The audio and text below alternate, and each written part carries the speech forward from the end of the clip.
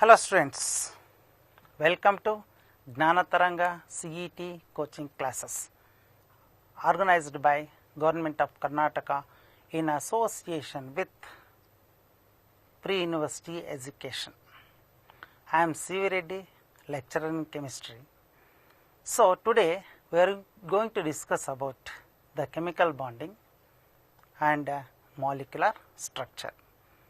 After the completion of that, we can have some idea regarding states of matter, then we can consider some points about redox reactions also.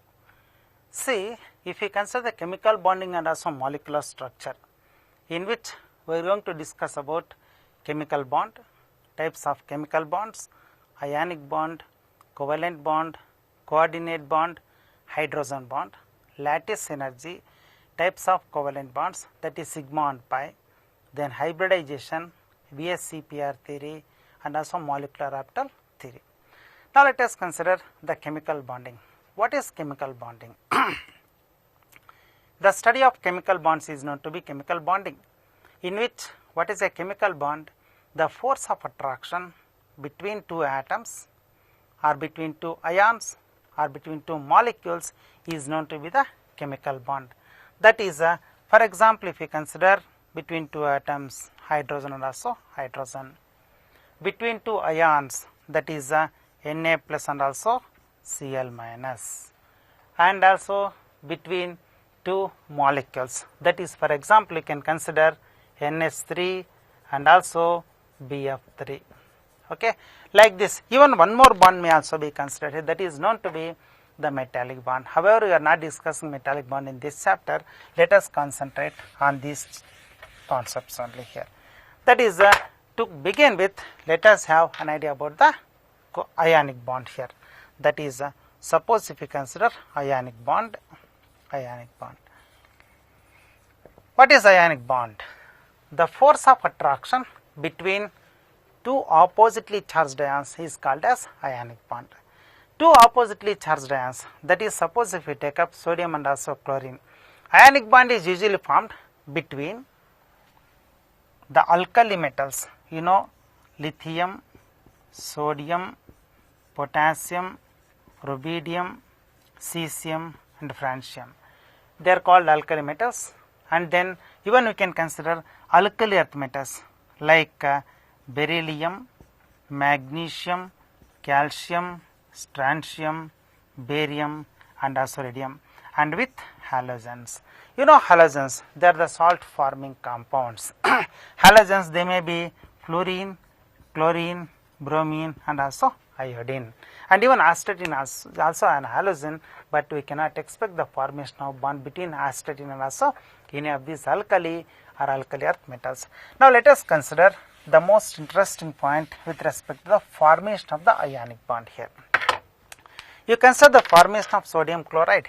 In case of sodium chloride, you consider sodium, atomic number 11, electronic configuration is 1s2, so 2s2 and 2p6, 3s1.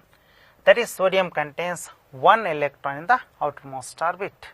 And whereas, suppose if we consider chlorine atom, that is atomic number 17, electronic configuration is 1s2, 2s2, 2p6, 3s2, 3p5. Now in this case, sodium contains one electron in the outermost orbit, whereas chlorine contains 7 electrons in the outermost orbit. So sodium can lose one electron and chlorine can take up that electron. That is, after losing the electron, sodium acquires a stable noble gas configuration of neon. That is, it consisting of 10 electrons, so it is 1s2, 2s2, 2p6, that is the noble gas configuration of neon. Okay. That is, in the formation of ionic bond, after losing the electron, the element acquires the stable noble gas configuration of preceding element. The preceding element is neon. And whereas, suppose if we take up the chlorine atom acquires a stable noble gas configuration of succeeding element, that is after taking up the electron, the total number of electrons should become 18 here. So it will be 18 acquires stable gas, noble gas configuration of argon. That is a succeeding element. See here, preceding element is neon and succeeding element is argon. That means totally, you remember very one important point here, that is any in the formation of ionic bond, one of the atom loses electron, other atom gains electron, atom losing the electron acquires the noble gas configuration of preceding element, and atom gaining the electron acquires the noble gas configuration of succeeding element, and it may be represented as plus and minus. That is you can consider event like this: sodium with one electron, that is in the outermost orbit, and whereas chlorine, it is 1s2, 2s2, 2p6, 3s2, 3p5. This 3p5 consisting of 3px2, 3py2, 3pz1. That is it contains 3s2. This is one pair of electrons, another pair of electrons, one more pair of electrons, and one electron. Now sodium is donating that electron. Now it gives actually Na, okay, which may be represented like this, Cl, okay. Totally chlorine is given negative charge, sodium is given the positive charge. That is with respect a brief idea about the ionic bond. And now let us consider the next one, that is known to be the covalent bond. In case of covalent bond, see, it is very simple. Covalent bond, that is a covalent bond. Now what is covalent bond? Very simple, you have studied it many times. Covalent bond, it is the chemical bond formed by the sharing of a pair of electrons between two atoms in a molecule. That is you consider hydrogen, atomic number 1, electronic configuration 1s1. Suppose if you consider two hydrogens, it is 1s1 again. Now you consider the formation of covalent bond between two hydrogen atoms, that is 1 plus, so 1. So totally you can write the sharing of electrons between two atoms. That is, in totally a single bond is formed by the sharing of one pair of electrons, and a double bond is formed by the sharing of two pairs of electrons like this, and a triple bond is formed by the sharing of three pairs of electrons, 1, 2, 3. This is the formation of triple bond with reference to the covalent bond it is. Now suppose if we consider the coordinate bond. What is coordinate bond?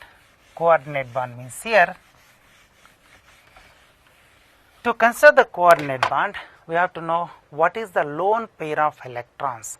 What is called lone pair of electrons? Let us know lone pair of electrons. If you want to discuss about coordinate bond, lone pair of electrons. Lone pair of electrons means here a pair of electrons present in the outermost orbit but not involved in the formation of either ionic or covalent bond is known to be lone pair of electrons. That is, suppose if we consider the lone pair of electrons in case of nitrogen, it is atomic number 7. Sometimes in the exam they will ask questions based on this also.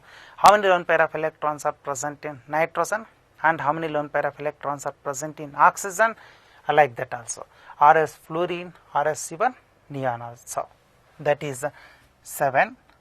It may be written like this: 1s2, 2s2, 2p3.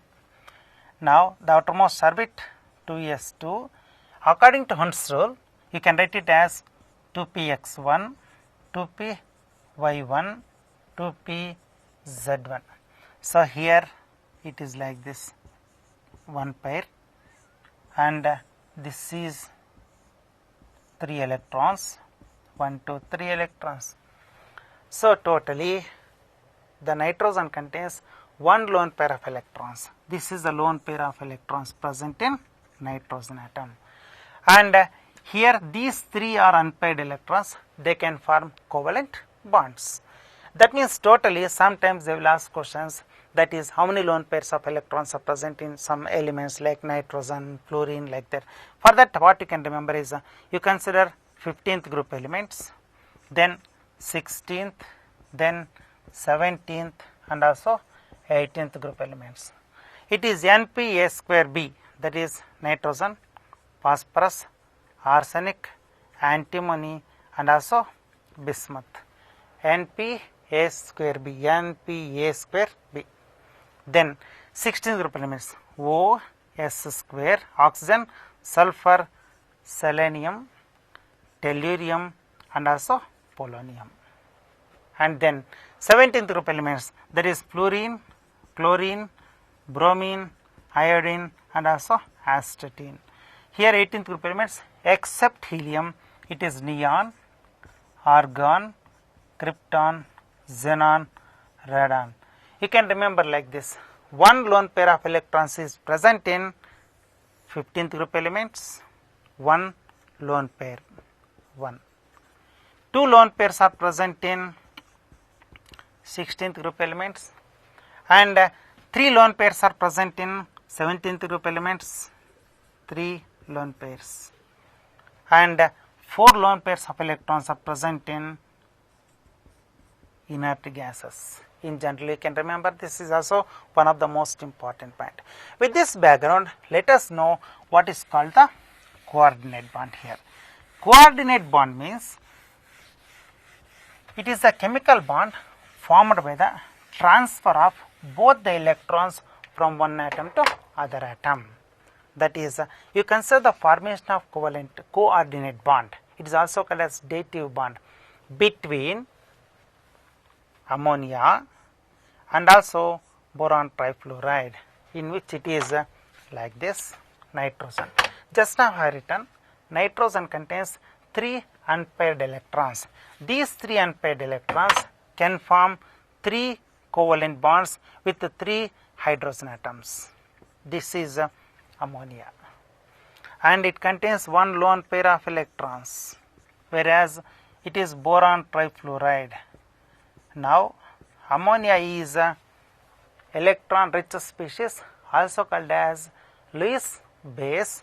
Boron trifluoride is electron deficient species, also called as Lewis acid.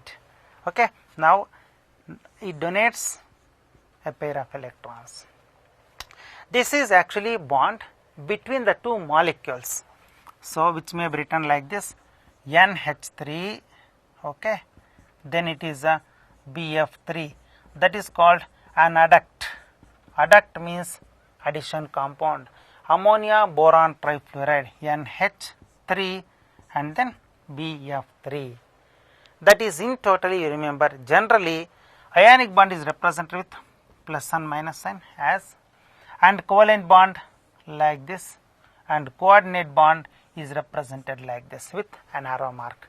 Coordinate bond is represented with an arrow mark. Okay. Now that is a coordinate bond. Now you consider the next one, that is a hydrogen bond. Many questions are asked based on the hydrogen bond in the previous CET examination and even in the NEET examination also. That is, you take up hydrogen bond, hydrogen bond, hydrogen bond. What is hydrogen bond? It is the force of attraction between hydrogen atom and the more electronegative element. The force of attraction between the hydrogen atom and the more electronegative element is called as the hydrogen bond.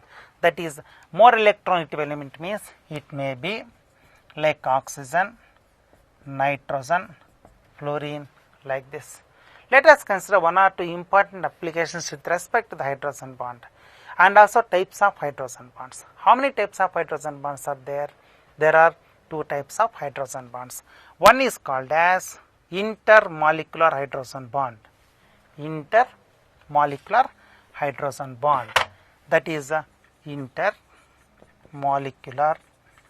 hydrogen bond. Okay. That is a intermolecular hydrogen bond means the hydrogen bond formed between two molecules of the same substance is called as intermolecular hydrogen bonding. That is, you consider example water and also ammonia. Let us consider water here. In case of water, the hydrogen atom of one water molecule is linked to the oxygen atom of other water molecule through intermolecular hydrogen bonding. It is like this: H O H, H O H, H O H. See, oxygen atom of one water molecule is linked to hydrogen atom of other water molecule through intermolecular hydrogen bonding. Now, due to intermolecular hydrogen bonding, water has high boiling point, and water has very high boiling point due to intermolecular hydrogen bonding, and it is existing as a liquid. Whereas if we consider hydrogen sulfide, see, oxygen and sulfur belongs to the same group, but in case of hydrogen sulfide, hydrogen bonding is not possible because hydrogen atom is linked to the less electronegative sulfur atom. Hence why hydrogen sulfide is existing as a gas, and whereas water is existing as a liquid. That is one important point. And the second point is, in case of water, in case of ice, if we take up water and also ice here, ice always floats on water. Ice always floats on water. Why? Because the density of ice is less compared to the density of water. Why ice has less density compared to water?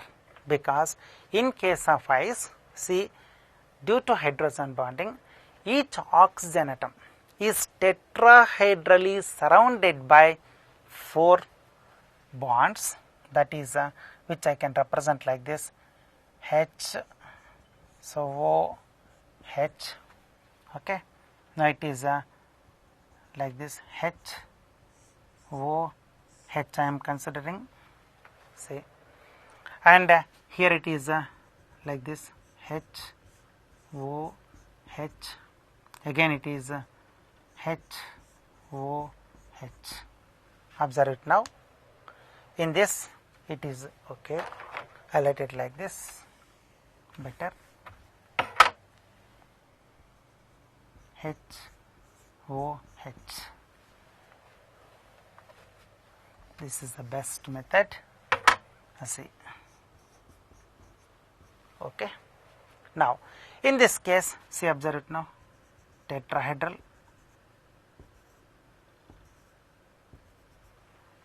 That is, each oxygen atom is tetrahedrally surrounded by 4 hydrogen atoms, in which 2 hydrogens are linked through the hydrogen bonds.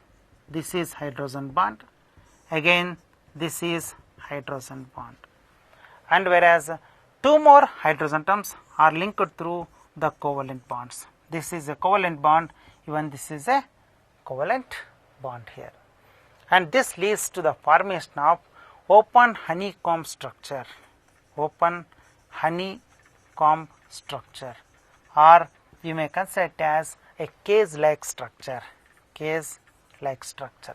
That is, this cage-like structure consisting of space between the molecules. See, this is the space between the molecules. Due to the existence of the space in ice, the density of ice is always less compared to that of water. Hence, always ice floats on water. Okay.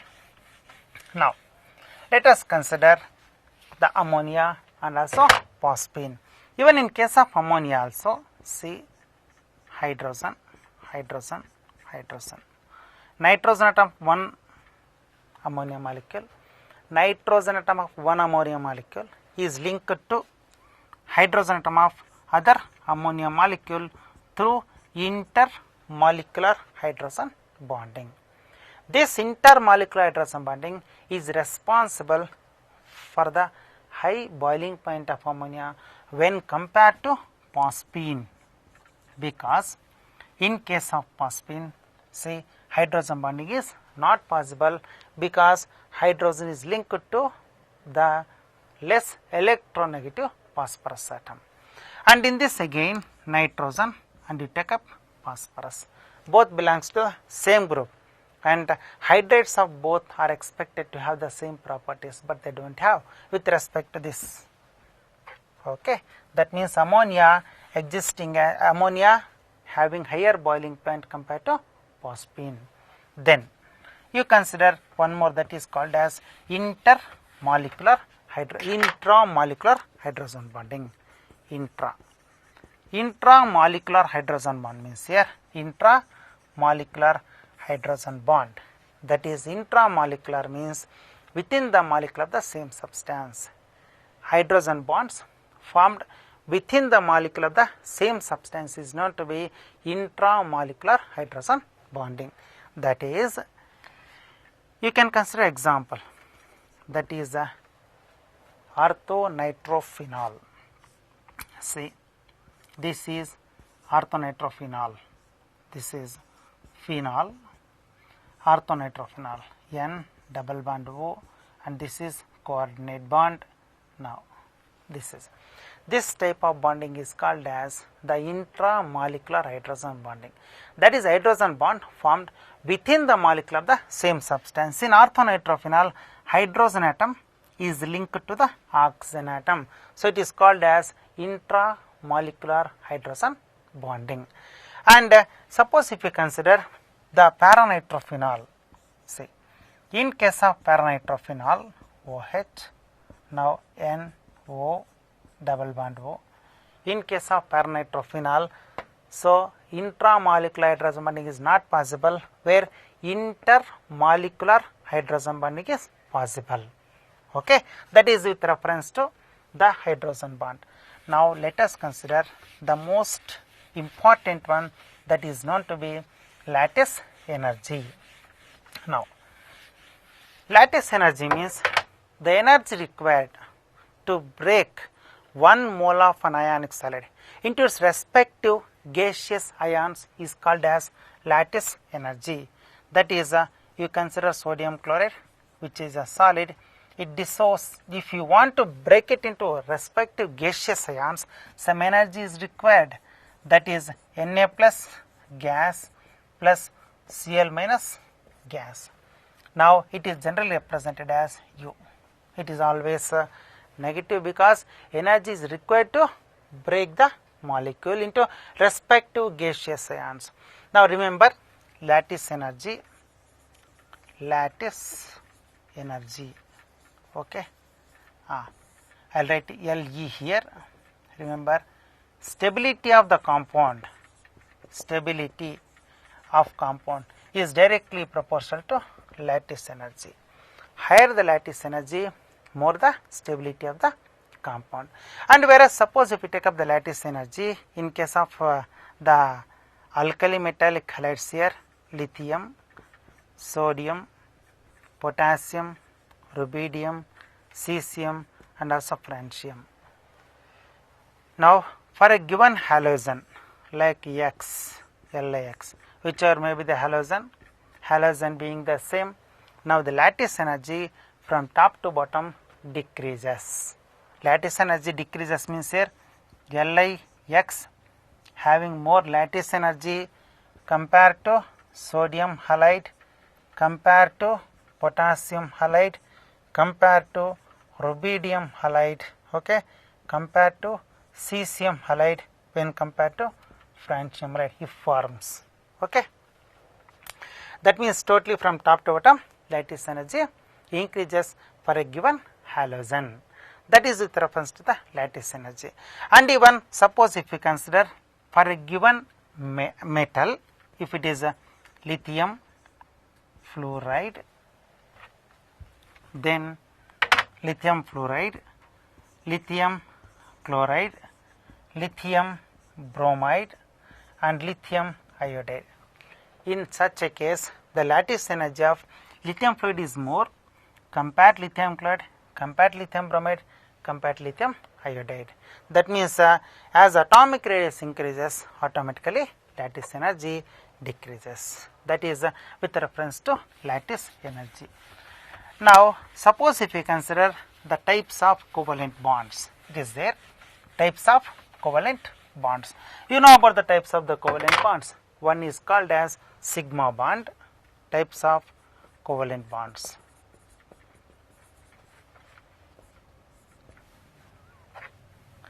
Types of covalent bonds. One is called sigma bond and one is called as pi bond. Now it is sigma bond, first one. You know sigma bond, it is a chemical bond formed by the direct overlapping of two half-filled atomic orbitals. That is, there are different types of sigma bonds. It is S sigma bond, that is formed between two s orbitals like this. Okay. Then secondly, it is sp sigma bond, that is one is s orbital and one is the p orbital. Direct overlapping takes place to form a sigma bond. And one more is called pp sigma bond. In case of the pp sigma bond, see here, one is a p orbital, other is also the p orbital. It is a pp sigma bond. And suppose if we consider the formation of pi bond, that is pi bond. A pi bond is always formed by the lateral or sideway overlapping of two half-filled atomic orbitals. It is like this. See. Now you can consider this is actually called as the pi bond. Always sigma bond is stronger when compared to the pi bond, because the extent of overlapping in case of sigma is more compared to the pi bond. That is with reference to a brief idea about the covalent bonds here. Now we have to consider the most important concept, that is known to be hybridization. This is usually, as per my knowledge, many times there were questions based on this hybridization. Okay. Let us consider, let us give importance for this hybridization, very important, hybridization. Okay. Now what is hybridization?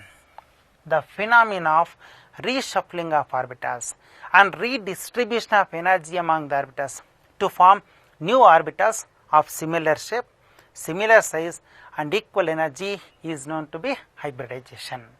That is, for example, if one s orbital hybridizes with one p orbital, now two sp hybrid orbitals are formed. When one s orbital hybridizes with one p orbital, two sp hybrid orbitals are formed, in which the bond angle is 180 degrees and shape of the molecule is linear. Linear is the shape of the molecule. That is just a brief hint about it. It is s orbital, this is the p orbital. Now reshuffling may be represented like this. Okay. Reshuffling of orbitals and two orbitals, that is one is like this, one is like this, and if you combine both of them, you can write it like this. Okay. This is the bond angle, it is 180 degrees. And now you consider one beryllium chloride as an example here, beryllium chloride. In case of beryllium chloride, say Be, Cl and Cl, linear shape it has. Then one more, if one s orbital hybridizes with two of the p orbitals, it gives 3 sp2 hybrid orbitals, 3 sp2 hybrid orbitals. Now among these 3 sp2 hybrid orbitals, they are arranged at 3 corners of a triangle, that is bond angle is 120 degrees and shape of molecule is trigonal planar. Trigonal planar. Trigonal planar is the shape of the molecule. Now example you can consider BCl3, that is boron trichloride. That means BCl, Cl, Cl. Okay. Now, one more you consider, that is sp3 when 1 s orbital hybridizes with 3 of the p orbitals, 4 sp3 hybrid orbitals are formed, in which the bond angle is 109.5 degrees and the shape of molecule is tetrahedral. Shape of molecule is tetrahedral. Now we consider methane CH4 for this, which you can write as C H H H H like this. That is a tetrahedral. Okay. Now let us consider some other points here. That is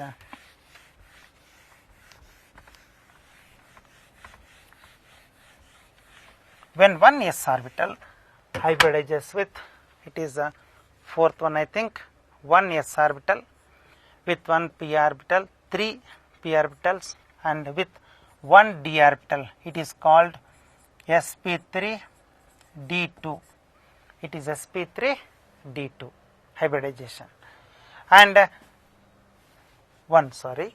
is sp3d hybridization.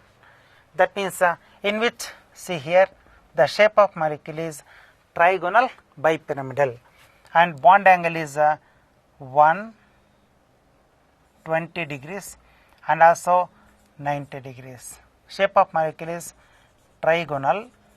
Okay. It is bipyramidal.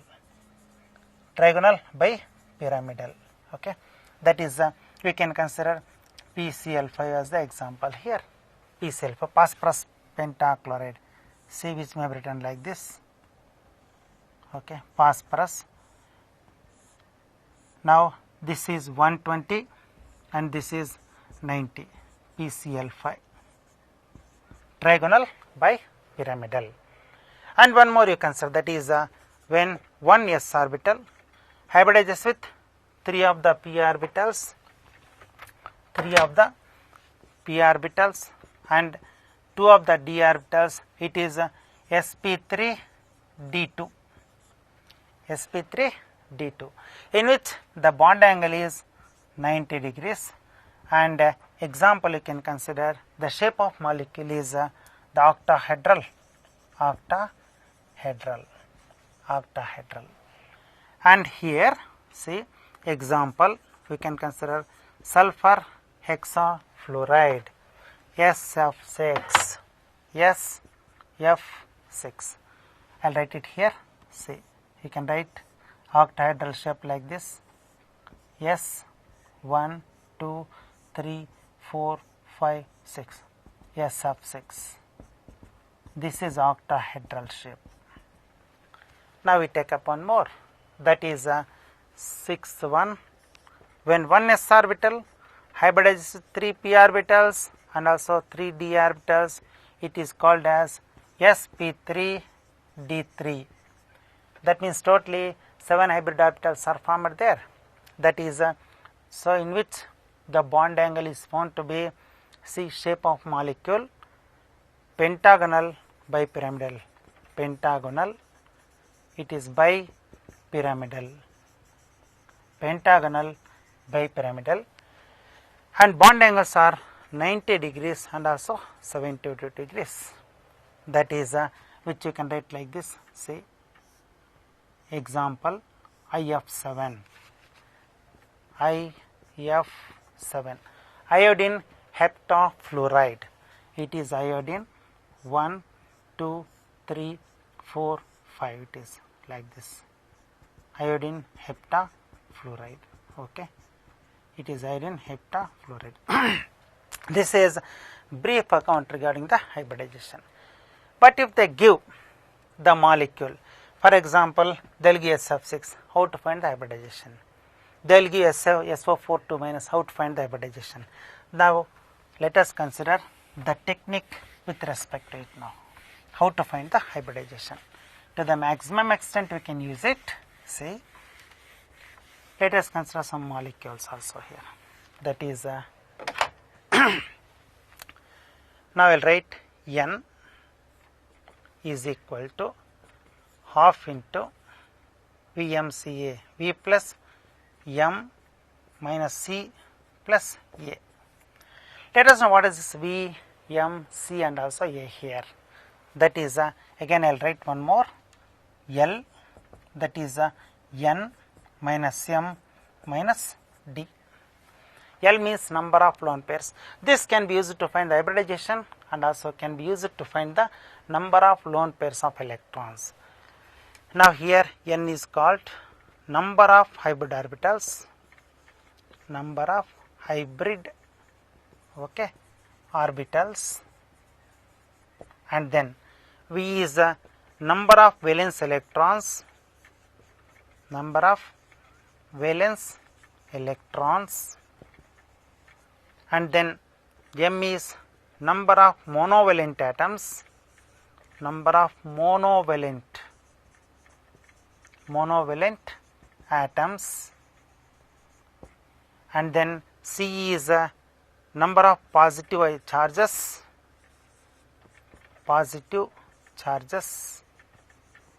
and then A is number of negative charges. Now L is number of lone pairs,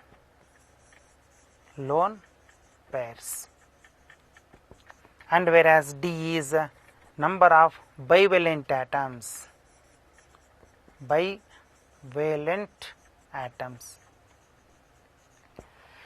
Now let us find the hybridization in this case here. I will take up some molecules here, that is let us consider the molecules.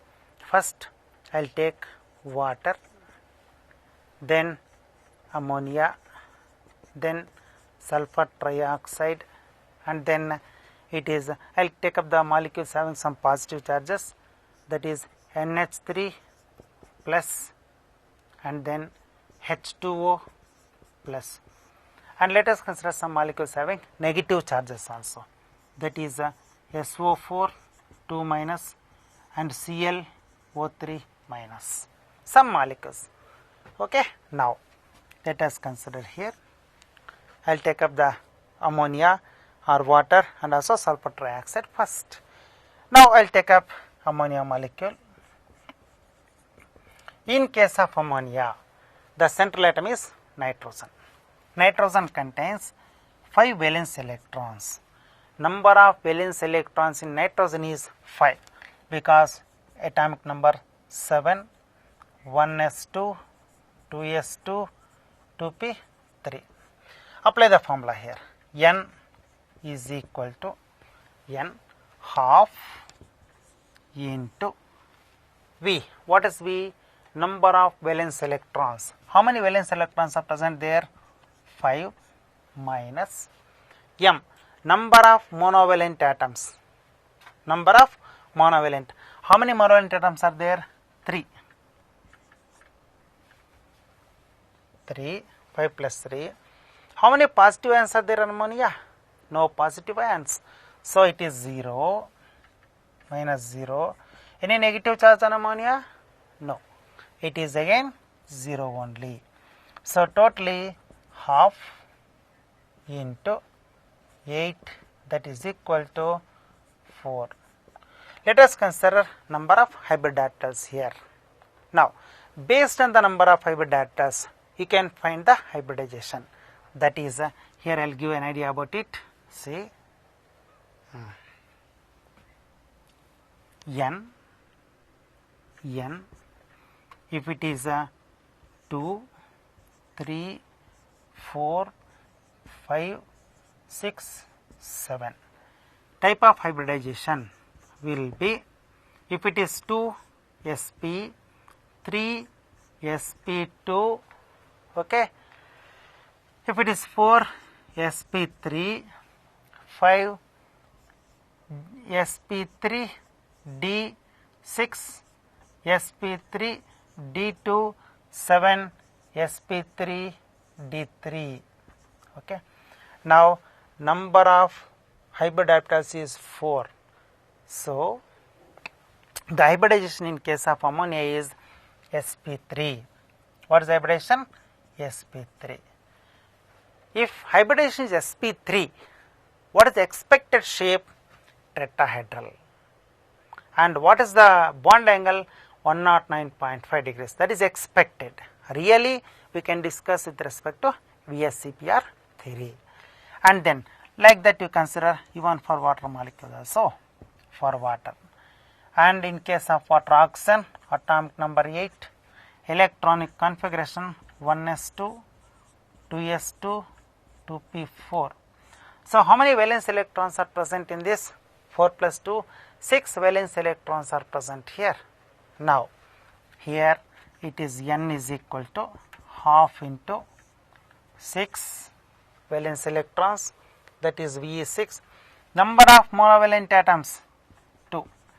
Okay. Number of positive charges 0 plus number of negative charges 0.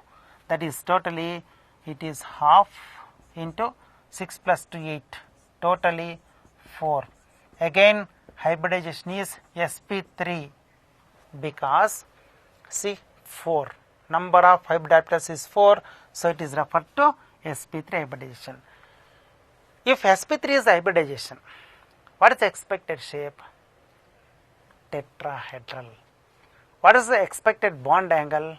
It is 109.5 degrees. Okay, really it is not 109.5 in case of water.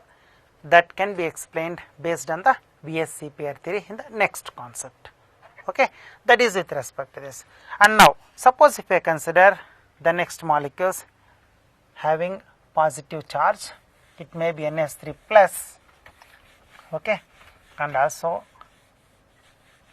let us find the number of valence electrons in that case. Say now, suppose if we take up NH3 plus, okay, now NH3 plus, NH3 plus, again n is equal to half into number of valence electrons. Let us take up NH4 plus, better, NH4 plus, that is NH4 plus. Now, in this case half into number of valence electrons in nitrogen is 5 plus number of monovalent atoms 4 minus number of positive charges 1 plus number of negative charges 0. Totally 5 plus 4, 9 minus 1, 8, 8 by 2, that is again 4. So, expected hybridization is sp3, sp3. Okay. So, expected bond angle is 109.5. Expected shape of molecule is tetrahedral. And here you find the number of lone pairs. L is equal to n. What is n? Number of hybrid orbitals. How many? 4. Minus m. Number of monovalent atoms. How many? 4. Minus no bivalent atom here. It is 0. So 0. Number of lone pairs of electrons in H or plus is 0. Okay. And it has a shape of tetrahedral. Now, one more you consider. Like that you can even find for the SO4 2 minus also and H2O plus also. Now, one example will take up with respect to SO4 2 minus here. That is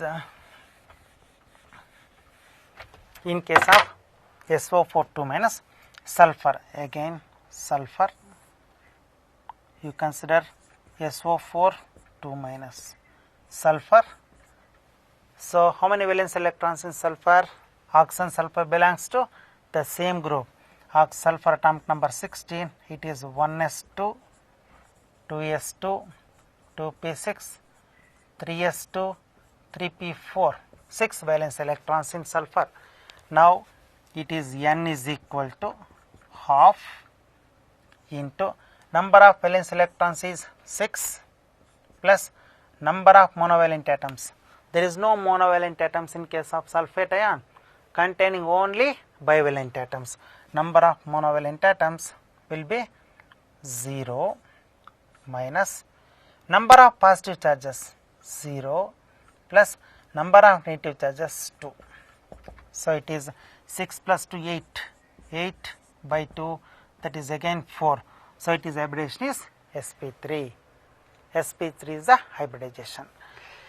And here you find the number of lone pairs of electrons. L is equal to, what is L here? N minus M minus D. L is how much here? 4.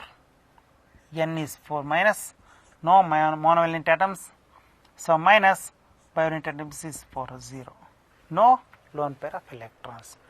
That means one thing remember, if the given molecule doesn't contain any kind of lone pair of electrons, then no doubt the expected shape is exactly equal to the real shape. If there is lone pair of electrons, there will be distortion that we can consider based on the VSEPR theory, that is a valence shell electron pair repulsion theory. And then you consider one more example if you want. Okay. Now let us consider the VSEPR theory, that is valence shell electron pair repulsion theory. Now what is this VSEPR theory?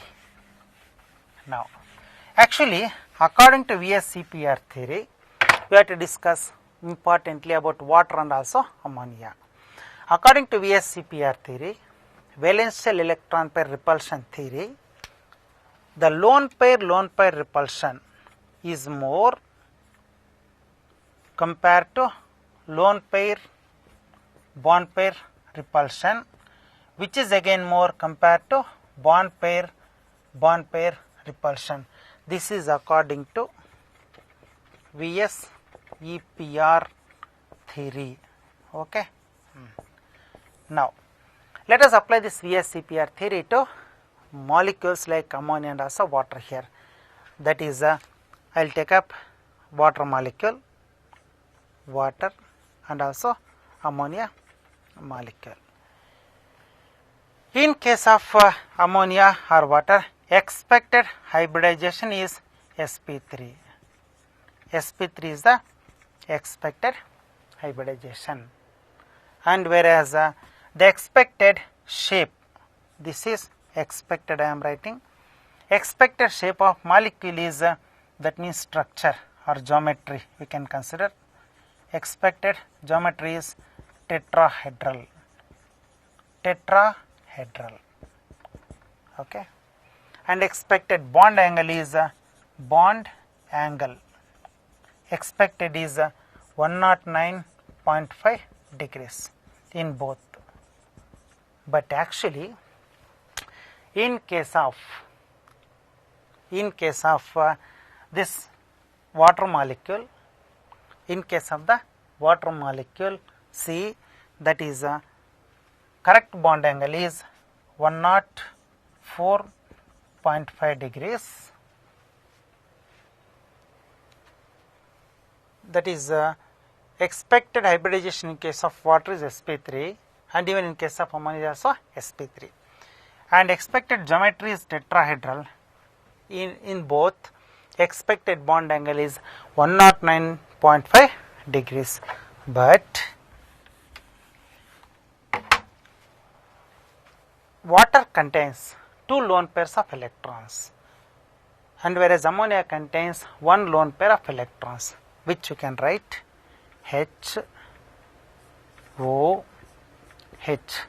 These are the 2 lone pairs of electrons present on oxygen atom, and in case of ammonia it contains 1 lone pair of electrons. Okay. Due to the presence of 1 lone pair of electrons, the bond angle decreases from 109.5 to 107 degrees. 109.5 to 107 degrees. Hence, the correct shape of ammonia is pyramidal, but not tetrahedral. And whereas in case of water molecule, due to the presence of 2 lone pair of electrons, the lone pair repulsion, which is more compared to lone pair compared to bond pair, bond angle decreases from 109.5 to 104.5 degrees. Hence, The correct shape of molecule is bent. Water has bent shape and ammonia has a pyramidal shape. You can write the pyramidal shape like this. See, one lone pairs, hydrogen, hydrogen and hydrogen. Whereas the water, which you can write as that is O, H, H, and there are two lone pairs of electrons. That's all regarding it. That is according to VSEPR theory. Now let us consider some questions, and while answering the questions, while discussing the questions itself, we can take up the molecular orbital theory. Now let us consider some of the important questions here. Okay, that is see, first question, an ionic compound A plus B minus is most likely to be formed when A, the ionization energy of A is high and electron affinity of B is low. B, both ionization energy of A and electron affinity of B is low. C, both the ionization energy of A and electron affinity of B is high. D, the ionization energy of A is low and electron affinity of B is high. See, for this question, usually ionic bond is formed between alkali metals or alkali earth metals and with halogens. Here alkali metals or alkali earth metals will have low ionization energy and the combining halogens will have high electron affinity. Hence, option D is the correct answer. Option D. Okay, next question. That is say second one. The ammonia has higher boiling point than expected because it forms ammonium hydroxide with water. Its density decreases of freezing. It has strong intermolecular covalent bonds. It has strong intermolecular hydrogen bonds. You know it is due to hydrogen bonding. So option D is the correct answer.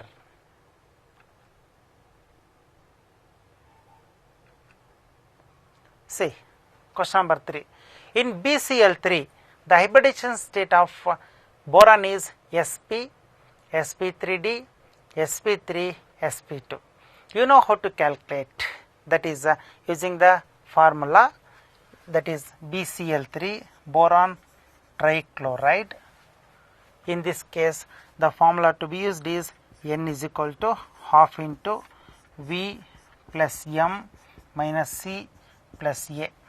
Now, boron atomic number is 5, electronic configuration 1s2, 2s2, 2p1. See, outermost orbit consisting of 3 electrons. 3 electrons are present in boron. That is see, boron that is 1s2, 2s2, 2p1. Okay, 3 electrons, half into number of electrons, valence electrons in boron is 3 plus number of monovalent atoms, 3 chlorine atoms are present, so it is 3 minus, it does not contain any positive or negative charge, number of cations is 0, number of anions is 0, totally it is 6. So half into 6, that is 3. So 3 hybrid atoms are present. If 3 hybrid atoms are present, N is equal to 3. So hybridization is sp2. 1 s orbital with 2 p orbitals. So A sp, B sp3d, C sp3, D sp2. Correct option is sp2, that is D. D is the correct answer. Now the fourth question. The type of bonds present in ammonium chloride are very simple. Already we discussed it under the synopsis. See, if you take up the ammonium chloride, in case of ammonium chloride, NH4Cl, C, which may be even written like this, NH3, okay, HCl. So it contains, it may be written even like this, NH4 plus Cl minus, means it contains positive and negative charge. So ionic bond is present. And if you consider ammonia, ammonia consisting of covalent bonds, and then even it contains coordinate bond also, that is you can take up the options only covalent, only ionic, coordinate and covalent, ionic, coordinate and covalent. D is the correct answer. Okay. Now the next, the bond angles in molecules H2O, NS3, CH4 and CO2 are in the order. Now to find the bond, that means bond angles, what we can do is you just find the hybridization. Now if you consider hybridization, in case of water it is sp3, and in case of ammonia it is again sp3, in case of methane also it is sp3, and whereas in case of carbon dioxide it is sp hybridization.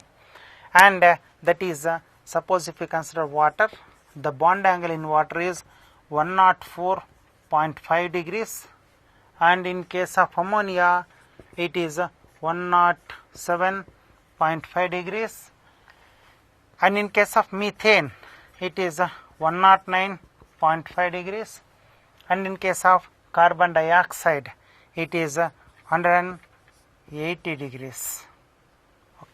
Okay. Based on this, what we can consider is C. So least is water H2O having less bond angle compared to ammonia, okay, compared to methane, then compared to carbon dioxide. So the correct option is D. H2O less than NH3 less than CH4 less than CO2. D is the correct answer. Next, the ion that is isoelectronic with COEs. Let us consider the isoelectronic ions. Isoelectronic ions means ions having same number of electrons are called as isoelectronic ions. Now you just count the number of electrons. In case of oxygen, O2 minus, that is oxygen, atomic number is 8. 8 into 2 oxygen atoms, that is equal to 16, plus 1 negative charge is there, 1, that is 17 electrons in O2 minus. And whereas in O2 plus, that is 8 into 2, 16. Due to the presence of positive charge, you can remove 1 electron, that is subtract 1 electron, so it is 15. Okay. And whereas in case of N2 plus, it is 7, atomic number is 7, 7 into 2, 14, minus 1, that is 13 electrons. And in case of Cn minus, carbon 6, nitrogen 7, plus 1 electron, totally 14 electrons. Now we count number of electrons in carbon monoxide. Carbon 6, oxygen 8, that is 14. Remember, that is 14. So option D is the correct answer. Cn minus. CO is isoelectronic with Cn minus. Option D is the correct answer. Now, which of the following hybrid orbitals has highest S character? Now, how to calculate percentage of S character here? That is percentage of S is equal to number of S orbitals, divided by total number of orbitals,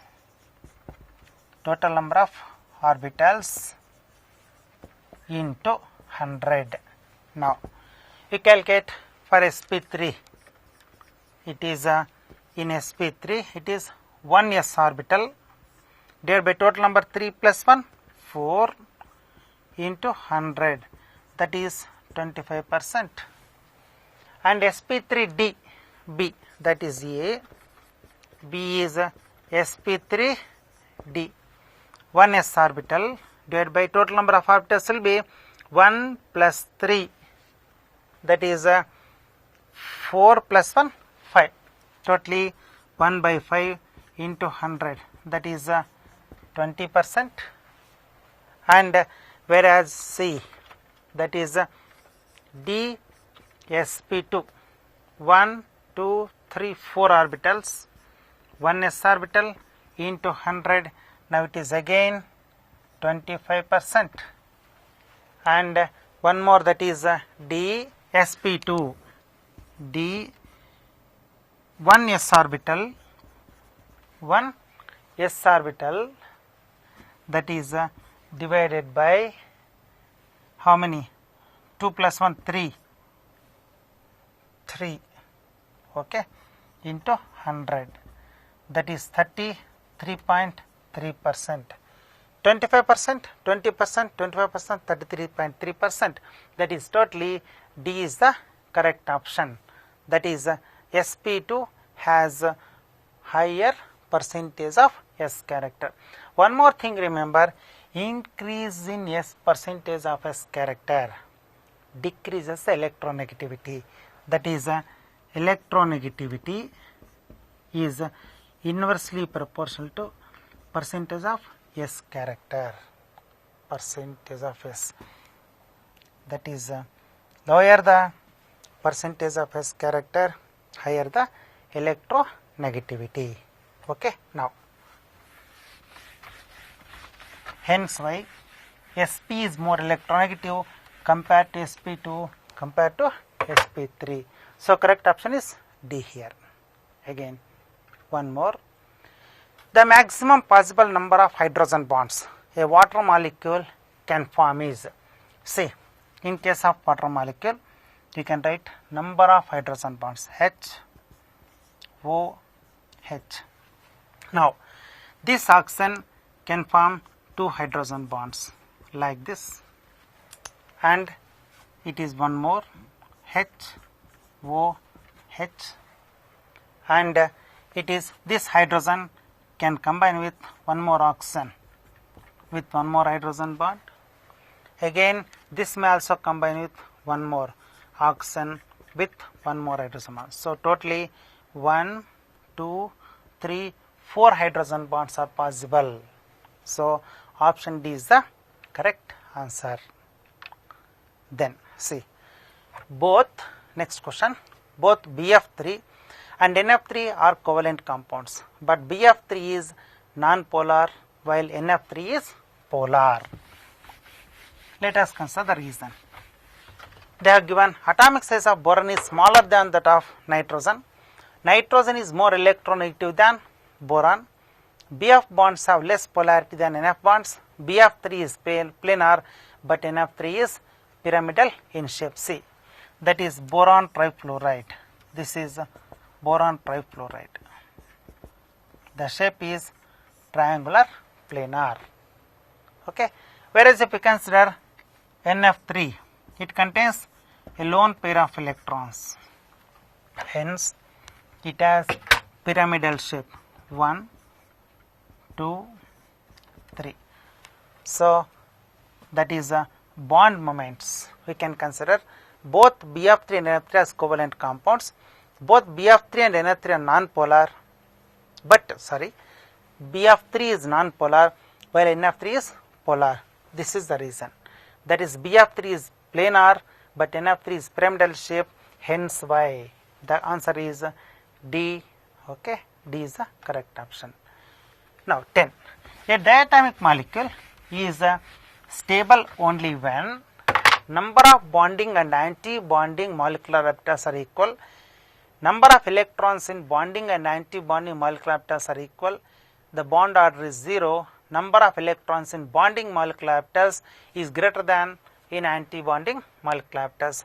That means actually they are asking about the stability. Remember, stability of a molecule directly proportional to bond order. Stability of a molecule is directly proportional to bond order. Now, higher the bond order, more the stability of the molecule. Then, remember one more important point here, that is bond order. Bond length is inversely proportional to bond order. Lower the bond order, bond length, that is, for example, C single bond C, C double bond C, okay, and C triple bond C. It has higher bond length.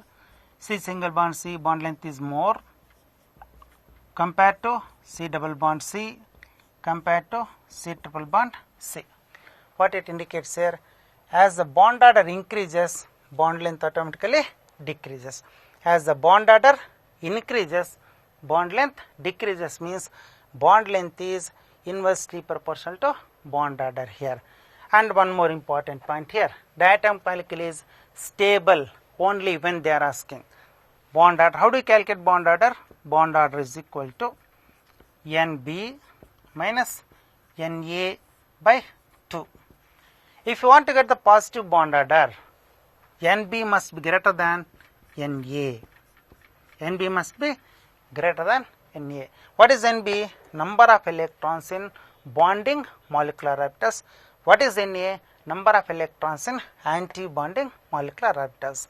That is, from the answer you can consider number of electrons in bonding molecular orbitals is greater than in anti-bonding molecular orbitals. So, option D is the correct answer. Then, which of the following molecules is expected to be paramagnetic in nature? See, to find the magnetic nature, you people, what we can learn, what technique we can remember is, see, count the number of electrons. That is the number of electrons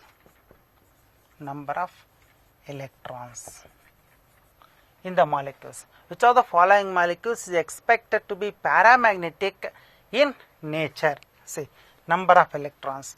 If number of electrons are 1, number of electrons present in the molecule 1, 3, 5, 7, 9, 11, okay, it is 13, 15, 17, 19, okay.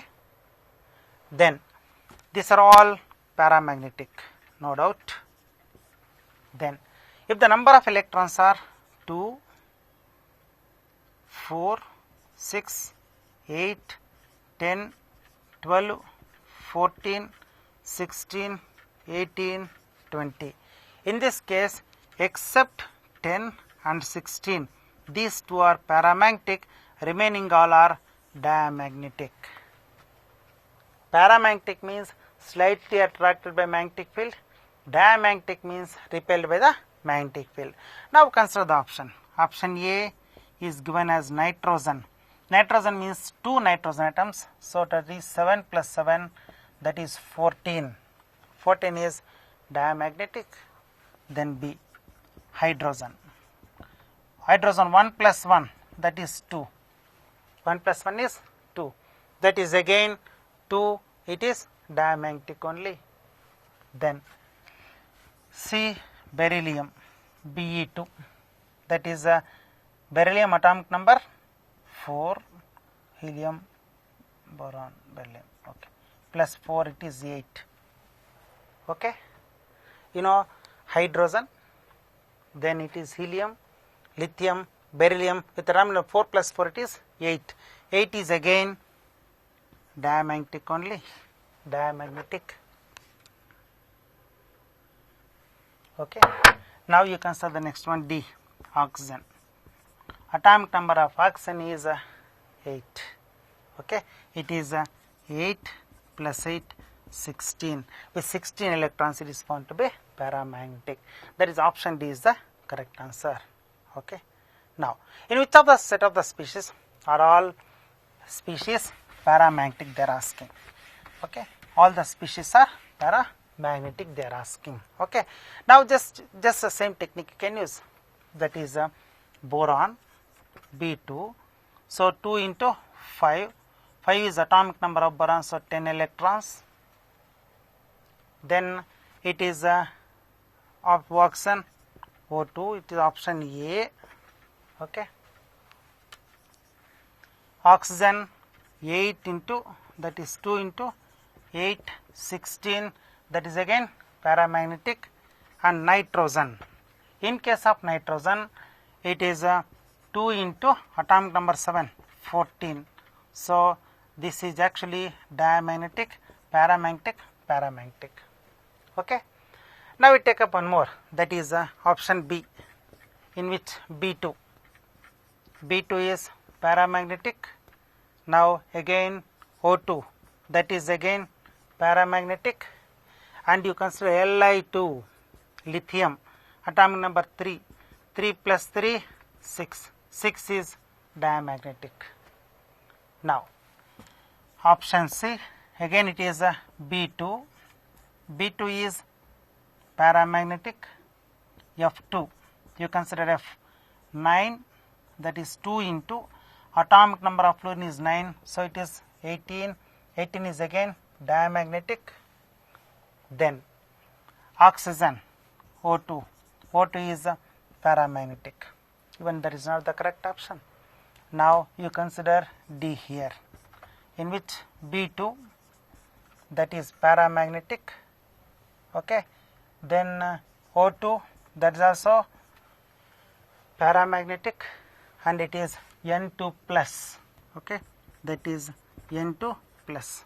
Nitrogen, N2, 2 into 7, that is 14, plus means 1 electron to be subtracted, that is 13, 13 electrons is always paramagnetic, okay. That is B2 is paramagnetic, O2 is paramagnetic, and then N2 plus is paramagnetic. D is the correct option, okay. Now let us move to the next one. Now you know, like this you can calculate the bond orders and also bond lengths here. Now let us consider some questions based on the states of matter. See, states of matter. See, in case of states of matter, you have to refer Boyle's law, Charles law, Avogadro's law, Dalton's law of partial pressures, then real and ideal gases, ideal gas equation, and then value of R in all the units, SI units, and also liter atmospheres, and also in calories. Then van der Waals equation, compressibility factor, critical temperature, critical pressure, and also critical volume. As the timing running out, so let us concentrate on the questions only here. See, question number 27. For a given mass of a gas at constant temperature, if the volume of V becomes 4 times, the pressure will become, they are asking. See, this is a pressure volume relationship, and that is pressure volume relationship means Boyle's law. According to Boyle's law, volume is inversely proportional to pressure. Volume is inversely proportional to pressure. So based on this, you can consider PV is a constant. Now we can consider P1 V1 is equal to P2 V2. P1 V1 is equal to P2 V2. Now for a given mass of a gas at constant temperature, temperature is constant, if the volume V becomes 4 times, suppose if you consider P1 as P, V1 as V, then if the volume V becomes 4 times, this becomes 4 times V, and the pressure P will become, they are asking P, they are asking you to calculate P2. Now we can cancel V, V from this you can solve, you send it to the left hand side, P by 4, that is P2. That is answer D is P by 4. Option D is the correct answer. Okay. Now, next one. Which of the following postulates of kinetic molecular theory of gas is not correct? Molecular collisions are perfectly elastic. That is correct. There are no forces of attraction or repulsion between molecules. Even that is correct. The molecules are in a state of rapid motion in all directions. That is also correct. The average kinetic energy of the gas molecules is inversely proportional to the absolute temperature. That is wrong, because kinetic energy is directly proportional to temperature. Increase in temperature increases the kinetic energy. Okay. Now the option D is the correct answer. Option D. Okay. Now we consider. Which of the following molecules will have the highest RMSV at 27 degrees Celsius? Remember, you know, root means square velocity, CRMS, that is equal to square root of 3 RT by M. Okay. With this, what we can consider is 3 is constant, R is constant, they are mentioning at a particular temperature 27 degrees Celsius. Hence why you can remember CRMS, that is inversely proportional to square root of m. That is decrease in molar mass increases the root mean square velocity. Increase in molar mass decreases the root mean square velocity. That is, we find the answers NO2, and in NO2 atomic number of nitrogen is 7 and atomic mass of nitrogen is 14, plus for 2 oxygens it is oxygen atomic mass is 16, that is 2 into 16, totally it is equal to, now it is 14 plus 32, 16 to the 32, that is 46 B. That is oxygen. For oxygen it is 2 into atomic mass of oxygen is 16, so total it is 32. And for methane, see, it is for methane it is carbon 12 plus 4 hydrogens, each hydrogen atomic mass is 1, so it is 4, totally it is 16, totally it is 16. And whereas D, for hydrogen it is 2, so correct option is D. Lower the molar mass, higher the root mean square velocity. So option D is the correct answer, D. Okay, next. See the question number 30 in this case, that is for a given mass of a gas, if pressure is reduced to half and its temperature is doubled, then volume V becomes. For a given mass of a gas, if pressure is reduced to half and its temperature is doubled, that means it is a pressure temperature relationship, then volume you have to calculate. Okay, that is pressure, temperature and volume relationship. You know PV is equal to RT. You can write PV by T is equal to R, which you can write P1 V1 by T1 is equal to P2 V2 by T2. Now, for a given mass of a gas, from this you can write, if pressure is reduced to half, see, I will consider the pressure P1 as P, volume as V, temperature as T. If pressure is reduced to half, P2 becomes P by 2 into its temperature is doubled, that is it becomes 2T. Then they are asking me to find the V2 value. Then P gets cancelled, T gets cancelled. So from this you can write 2V by 2. So V is equal to V2 by 2 will come to the denominator. So which implies V2 is equal to 4 times V. Now answer D is the correct option.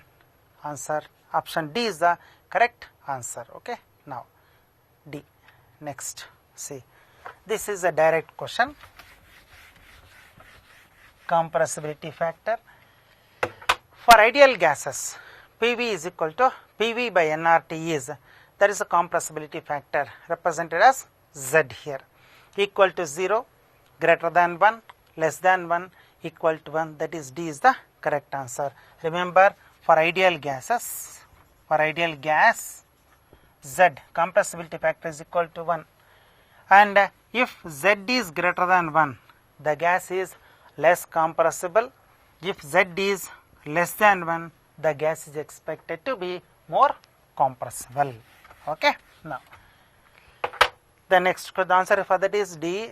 The next question, critical temperature of a gas is the temperature, you know, critical temperature, critical pressure and also critical volume. What is critical temperature? The temperature above which a gas cannot be converted into liquid, that is below which it cannot be liquefied, at which 1 mole of it occupies 22.4 liters, at which it can be changed directly to solid, above which it cannot be liquefied. D is the correct option. That means you know about the critical pressure also. The pressure applied on the gas to convert 1 mole of a gas into liquid is called as critical pressure. What is critical volume? The volume of 1 mole of a gas at critical temperature and critical pressure is called as a critical volume. The answer for this is D. Okay. Now, see, this is one of the important questions. Hydrogen diffuses 6 times faster than the gas A. The molar mass of gas A is they are asking. You have to find the molar mass of the gas A. You know, it is according to Graham's law of diffusion. Rate of diffusion of a gas is inversely proportional to square root of its density. Based on this, you can write R1 by R2, that is equal to square root of D2 by D1. Okay, because you can consider it like this: R1 proportional to 1 by root of D1 and R2 proportional to 1 by root of D2. Now 1 you write, 2 you write, it is 2 divided by 1 implies R1 by R2 is equal to root of D2 by D1. And you know, density is equal to mass by volume, which implies density directly proportional to mass. And from this, R1 by R2 is equal to square root of M2 by M1. Okay. Now, they are asking question: hydrogen diffuses 6 times faster than the gas A. The molar mass of gas A. You want to find the molar mass of the gas A here. Hydrogen diffuses 6 times more times the gas A. Now what I will do is I will write hydrogen. Okay, and this is Ra, that is gas A, that is M2. Instead of here I will write Ma divided by 1 is hydrogen, that is mass of hydrogen, molar mass of hydrogen. Hydrogen diffuses 6 times than the gas A, that means it is diffusing 6 times more, that is R of H2 by R of A is 6 divided by 1, that is equal to square root of Ma divided by, what is molar mass of hydrogen? For 1 hydrogen it is 1, for 2 hydrogens it will be 2, that is 2 here. Now which implies the squaring on both the sides, 36, that is equal to, so Ma by 2, Ma by 2, squaring on both the sides, square root will be cancelled. Now it is 36 into 2, 36 into 2, that is equal to Ma, that is totally 72 is equal to Ma. Now answer is here 72. 72 means here D is the correct answer. Okay. Now you consider one more question here. Weight of 2 liters of nitrogen gas at NTP. Now you know gram molar volume. What is gram molar volume? 1 mole of any gas occupies a volume of 22.4 liters at STP. That is 1 mole of a gas occupies a volume of 22.4 liters at STP. Okay. Now they are asking the weight of 2 liters of nitrogen. You know, you find the molar mass of nitrogen. What is the molar mass of nitrogen? Molar mass of nitrogen, that is equal to, for nitrogen it is 14. So 14 plus 14, that is equal to 28. And it is for 28 grams. The volume is 22.4 liters. That is 22.4 liters. The mass is 28 grams. Then they are asking it for approximately, it is not up to 2 liters. So 28 into 2 divided by 22.4 is 11.2. 11 point means 2 point approximately 5. Approximately 2.5, it is 34. That is the answer D. D, that is 2.5 grams. Okay. Now you consider one more, that is question number 35. and in this case 160 ml of a gas are collected over water at 25 degrees Celsius and 745 millimeter of mercury.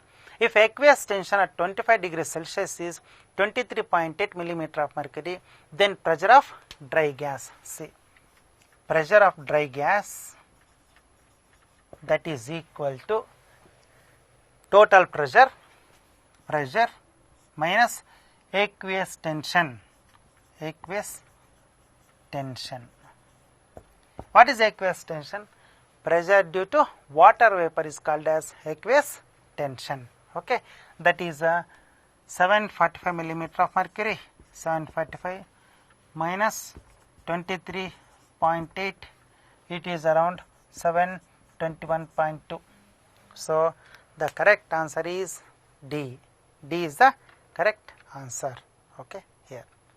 Now see, this again one more very important question, that is the temperature of a sample of sulfur dioxide gas is raised from 27 degrees Celsius to 327 degrees Celsius. The average kinetic energy of the gas molecules, you know, kinetic energy is directly proportional to temperature.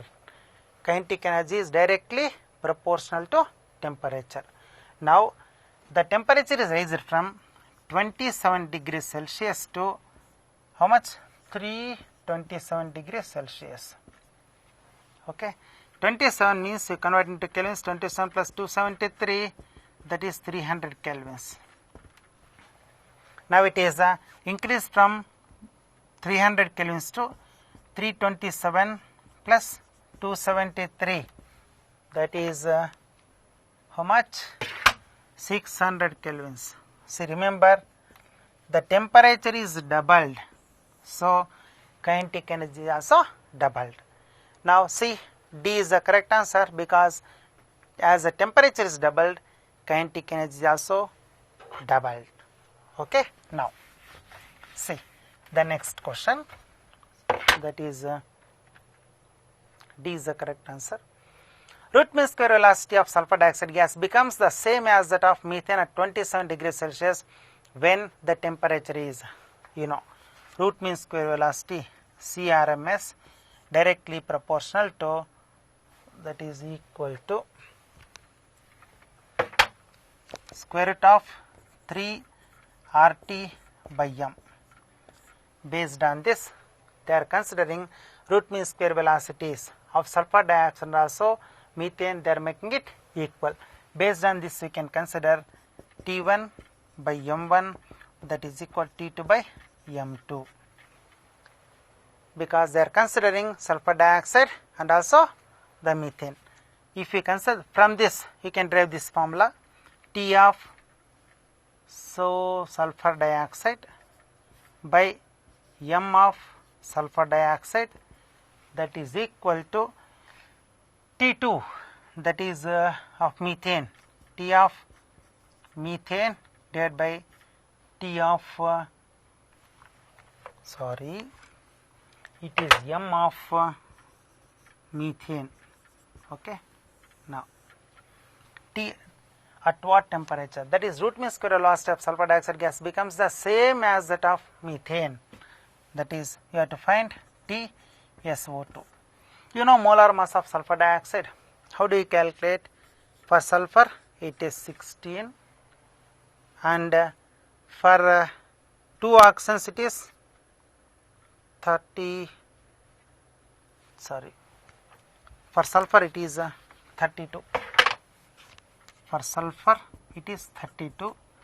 For 2 oxygens it is again 32. Totally 64. That is equal to T of methane is given, that is 27 degrees Celsius. 27 plus 273. 27 degrees Celsius, that is 27 plus 273. So totally 300 kelvins. Now this is 300, okay, divided by molar mass of methane, it is 16. So 16 4s are cross multiply. T of SO2 becomes 300 into 4, that is 1200 kelvins. 1200 Kelvin means if you want to convert it into degrees Celsius, subtract 273, so it is 927 degrees Celsius. So correct answer is D here. Okay, that is with respect to the states of matter. Now let us consider some questions from the next concept, that is known to be the redox reactions. Okay. One more question. The heat capacity at constant volume of an ideal gas consisting of monoatomic molecules is 3/2 R, where R is the gas constant. The heat capacity at constant pressure is, you know, Cp minus Cv is equal to R. You have to calculate heat capacity at constant pressure. Cp is equal to R plus Cv. R plus Cv is how much given there? 3/2 R. So totally it will be 5/2 R. 5/2 R means option D is the correct answer. Okay. Now let us consider some questions from the next, that is redox reactions. And from redox reactions you just refer oxidation, reduction, redox reactions, calculation of oxidation number, types of redox reactions, combination, decomposition, displacement, and also disproportionation. Now first one, oxidizing agent is a substance which loses one or more electrons, causes reduction to occur, itself gets oxidized, accept one or more electrons. That is, it accept one or more electrons, that is D is the correct answer. Now let us consider how to calculate oxidation numbers. This is important. Oxidation number of chromium in K2Cr2O7. See, K2, okay, Cr2O7. Now how to calculate oxidation number here? For potassium, oxidation number is 1. 2 potassium atoms are there. 2 into plus 1 plus, it is 2 chromium atoms are there. 2 chromium atoms. I will write 2x plus, how many? 7 oxygens are there. 7 into, what is the oxidation number for oxygen? It is -2. Totally it is a molecule. Sum of oxidation numbers is equal to charge present on the molecule. Charge is 0 here. Now from this you can write plus 2 plus 2x minus 14, that is equal to 0. Now 2x, 2 minus 14, 2x plus 12 is equal to 0. So 2x is equal to 12. Now it is 6. So x is equal to plus 6. So this is the method which you can use for the calculation of oxidation numbers. Now the next question, that is answer for this is oxidation number of chromium in potassium dichromate is plus 6. Okay, that is D is the correct answer. Now oxidation number of chlorine in Cl2O, Cl2, ClO3 minus is respectively. Let us know how the oxidation numbers can be calculated here. That is in case of Cl2O, in case of Cl2, and in case of ClO3 minus. Okay, Cl2O, that is chlorine 2x, for oxygen it is -2, that's equal to 0. So implies 2x is equal to 2, implies x is equal to plus 1. Okay. Then for chlorine, it is in the elemental state, oxidation number will be 0. And one more, it is ClO3 minus, x plus 3 into -2, that is equal to -1. So which implies x minus 6 is equal to -1. X is equal to 6 minus 1, that is x is equal to 5. So oxidation number of Cl2O is, Cl2O is plus 1, then Cl2 is 0, Cl3 minus is plus 5. So option D is the correct answer. Option D. Okay. See here, if the formula weight of Cr2O7 2 minus ion is m, then in the reaction Cr2O7 2 minus plus 14H plus 6 electrons 2Cr3 plus 7H2O. The equivalent weight. Equivalent weight, how to find? Equivalent weight is equal to molar mass divided by how many electrons are involved there? So it is 6. That is m by 6. M is molar mass. So D is the correct answer here. Now let us consider one more. Okay. The oxidation number of lead in Pb3O4 is see, it is Pb3O4. Now it is for lead 3x plus 4 into minus 2 is equal to 0. Now it is 3x minus 8 is equal to 0, and it is 3x is equal to 8. So x is equal to 8 by 3. So correct answer is plus 8 by 3, means D is the correct option here. Students, we can stop here. All the best for your examinations. Study well. Okay, thank you.